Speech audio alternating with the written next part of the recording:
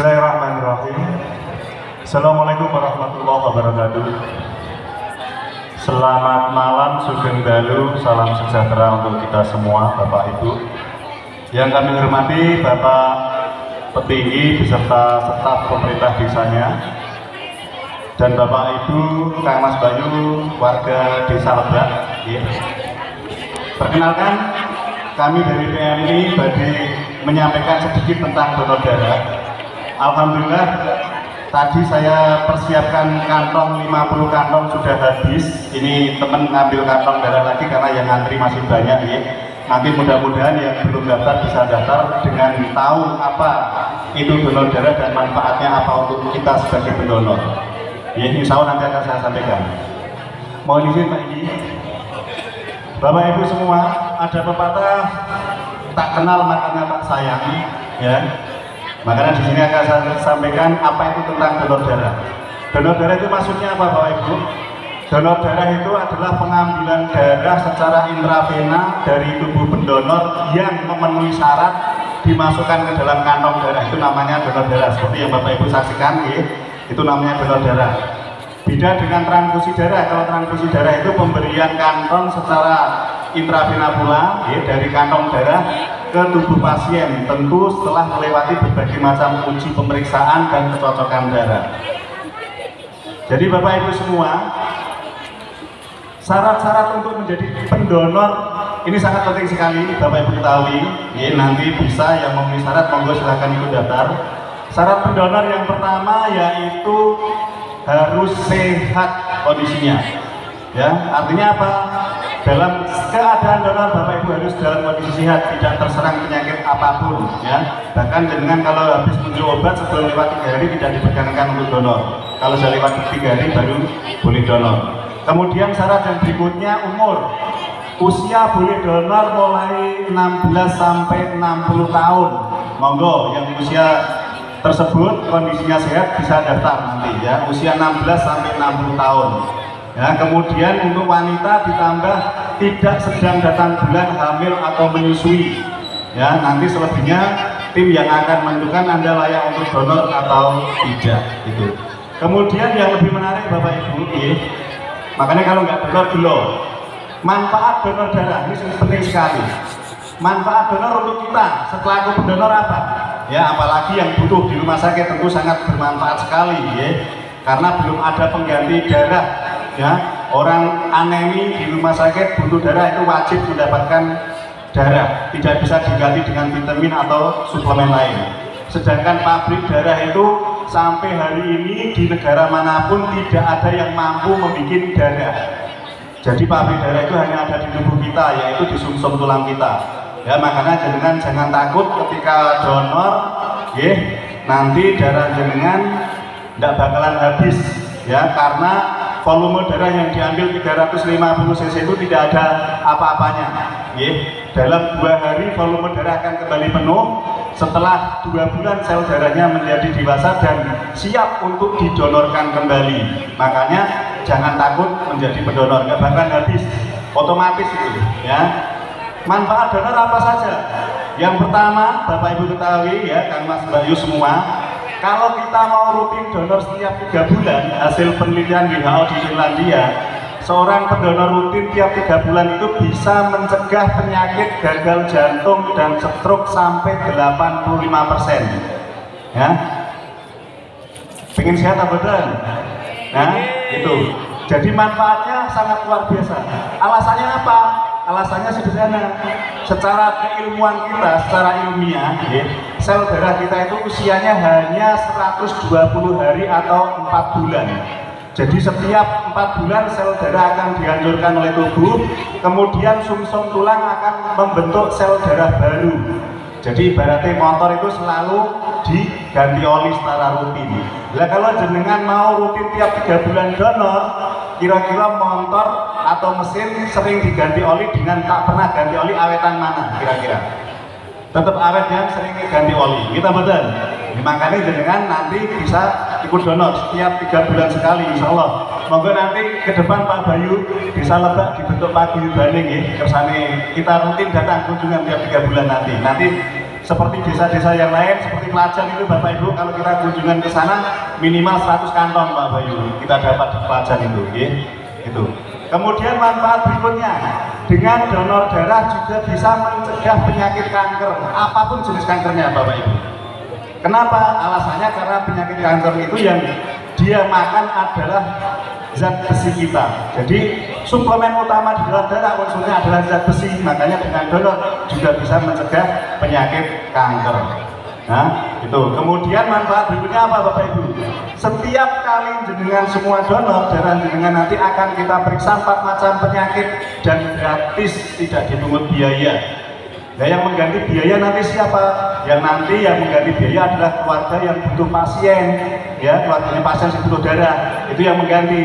Makanya kalau ada keluarga pasien datang ke kita, ya, Pak tumbas darah, kita menolaknya dengan halus, kita jelaskan, mohon sewu, PMI nggak pernah jual beli darah, karena MUI menfatwakan haram hukumnya jual beli organ tubuh manusia, darah termasuk organ tubuh manusia, makanya tidak ada akad untuk jual beli. Kalau butuh darah kita bantu, jadi akadnya butuh darah, beda dengan beli darah, ya.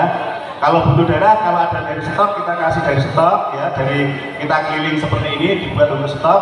Kalau tidak ada nanti keluarganya siapa yang bagi derek donor nanti kita bantu ngambil, bantu meriksanya. Itu. Penyakit apa saja kah? Nah ini yang perlu Bapak Ibu ketahui. Jadi darah jenengan nanti di laboratorium kita akan diperiksa 4 macam penyakit. Yang pertama penyakit HIV/AIDS. Ini sangat menular semua. Jepara saat ini masih dalam kondisi 5 besar se-Jawa Tengah kondisi HIV-nya. Ngeri napa betul? Bulan puasa kemarin saya keliling donor rutinan tiap 3 bulan pas bulan puasa saya mendapatkan 2 orang positif HIV/AIDS. Ya, salah satunya dari Kecamatan Pakis Aji.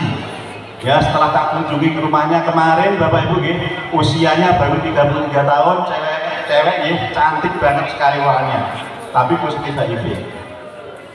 Ini ya, makanya dijaga diri kita, keluarga kita dari HIV/AIDS. Niki sedikit tentang HIV ya. Jadi sangat ngeri, sampai hari ini itu belum ada obat yang bisa menyembuhkan HIV/AIDS. Tapi orang HIV positif bisa hidup layaknya orang sehat. Kalau apa? Kalau dia mendapat pendampingan yang benar. Ya, itu. HIV hanya bisa dicegah dengan jalan apa? Dengan jalan A, abstinens. Artinya apa? Abstinen maksudnya tidak melakukan hubungan seks di luar nikah.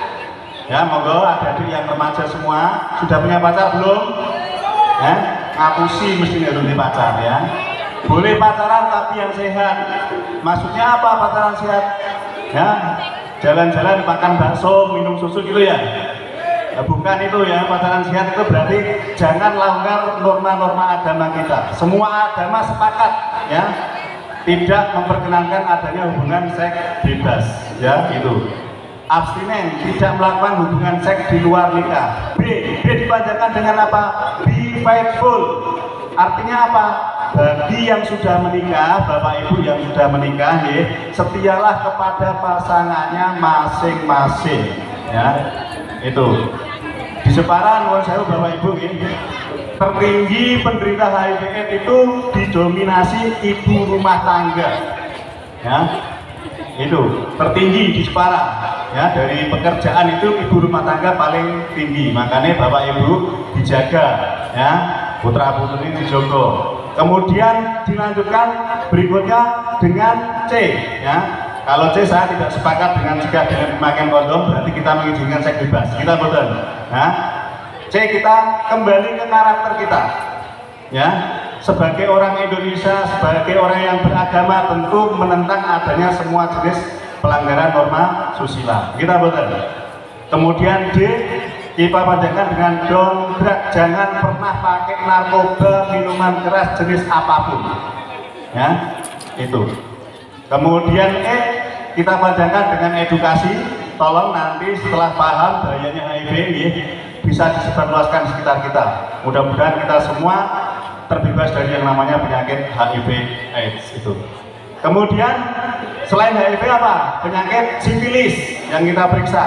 Ya, ini penularannya sama dengan HIV, ya Bapak Ibu ya. Kemudian Penyakit berikutnya yaitu penyakit hepatitis B dan hepatitis C. Ini wong desa ngarani penyakit kuning, Pak. Ini kalau ditandai kalau sudah badannya kuning semua, kuku kuning, mata kuning, perutnya membesar karena terjadi serosis hepatis, ini wallahualam obatnya wis angel. Tapi dengan donor gejala dini bisa diketahui dan itu gratis. Makanya kalau donor nanti nama, alamat harus jelas, karena kalau ada yang positif pemberitahuannya gampang, kecuali HIV ya. Kalau HIV nanti saya akan berkunjung ke rumah untuk perbandingan ke klinik VCT langsung nanti ya, itu. Jadi manfaatnya donor itu. Kemudian manfaat donor berikutnya apa Bapak Ibu? Menambah rasa peduli kita, rasa sosial kita. Ini sekedar cerita fakta Bapak Ibu. Saat saya piket malam ya, beberapa bulan kemarin, saya mendapat surat permintaan darah yang bertanda tangan Dr. Bagus, spesialis obstin atau kandungan. Itu di Rumah Sakit Islam Jepara. Permintaannya hanya satu kantong. Satu kantong ini untuk persiapan operasi karena ibu sedang mau melahirkan, hanya untuk persiapan. Ya, karena apa? Semuanya masih normal semua, HB-nya normal, semuanya normal, kondisinya baik. Tapi belum sampai tak kerjakan, Pak Bagus sudah nelpon. Mas tolong kirim darahnya 8 kantong yang untuk ibu tadi. Saya kaget, loh Pak kok sampai 8 kantong? Iya secepatnya. Nggak usah terus Pak, nggak usah, langsung tes golongan aja langsung kirim. Itu. Alhamdulillah kebetulan saat itu ada stok darah golongan O kalau nggak salah saya dulu. Itu alhamdulillah ada. Bayangkan kalau tidak ada. Nah, keluarganya nyari pendonor belum tentu cocok, kita ambilkan. Padahal itu nunggu nyawa ya, tidak boleh lebih dari setengah jam darah harus sudah masuk karena terjadi pendarahan yang luar biasa. Setelah subuh saya ketemu Dokter Bagus, saya tanya, loh dok, tadi malam itu kondisi pasien ini dengan seperti apa? Saya semalaman nggak bisa duduk, nggak berani duduk, nggak berani tidur. Maksudnya kenapa?